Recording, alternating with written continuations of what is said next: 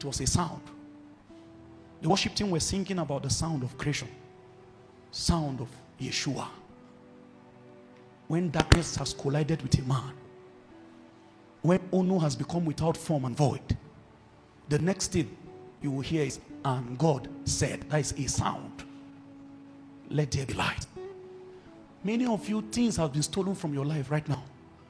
Many of you don't understand what's going on again. And so far so good, you are becoming depressed by the day.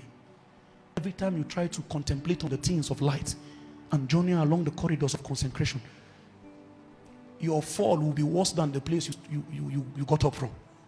It's a sign that there's another law trying to make sure that you will fulfill that purpose that they gave to you.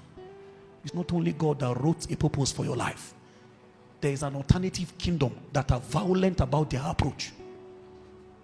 Sometimes you want to sleep, and just because you have not performed that sin, darkness will not give you breathing space. Almost like a man is restless. I've seen people, don't take the things I'm sharing with you for granted tonight. I've seen people who, if they have not fornicated for a week, as though they cannot breathe. Restlessness. A kingdom is using violence. So the guy said, I will not do it again. But there is a law that is forcing him. The reason why you feel sad anytime you sin is because the real posture of your heart is, I want to be righteous. There is a law that forced you, made against your will, that you perform that enterprise. And so the remorse that comes at the end of it is because you already know what is right, but you cannot do it. It was violence that made you to sin. So if you must be righteous, you must become violent. It is that violence I'm speaking about this night. Many of you are just doing smeh.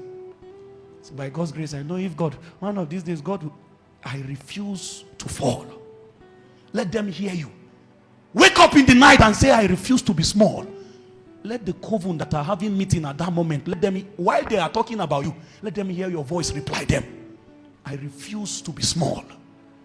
The powers that measured the boundaries for your parents, the powers that limited their rising, when they are busy plotting how they will sap favor from your life, how they will make, let them hear your voice. I refuse to be small. It's a choice.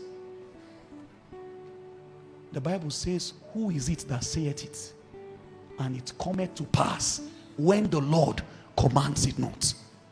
I saw that scripture and I realized, even if Satan speak, it cannot come to pass. Except I declare the commandments of the Lord. And you know what scripture says?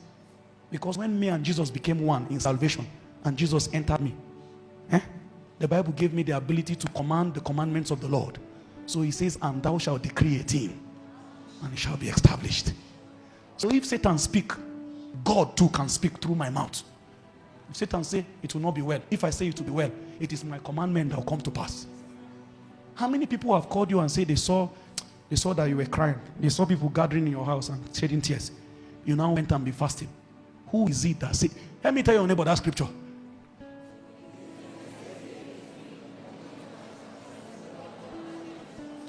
What has the Lord commanded?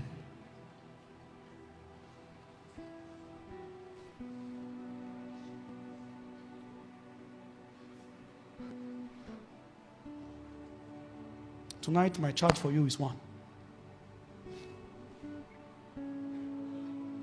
There are tendencies knocking on my inside. I know what I can become. I know what I can become in darkness. I know the untamed natures. I know if I lose God, I know the things that can manifest. And so you will use fasting and wedge yourself. It's not because you had a dream that you died that you fast. You know what can break out if you don't tame it. Satan is hiding under the flesh. Genesis chapter 3 verse 14 says, dust he will eat for the rest of his days. Since you already know where he will come from, you can tame it. I know what I'm capable of doing. And so I will pray. When my strength begins to deplete, I will go and fast, because they that wait upon the Lord, they will renew their strength.